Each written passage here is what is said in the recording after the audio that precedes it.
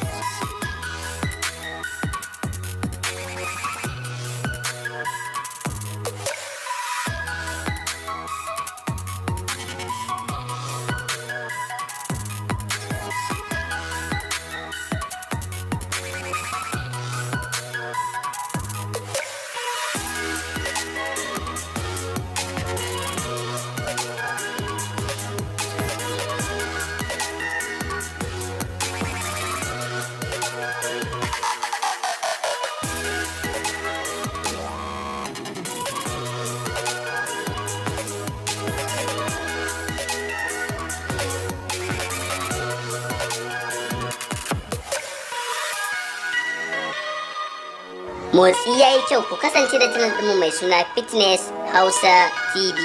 Mun gode.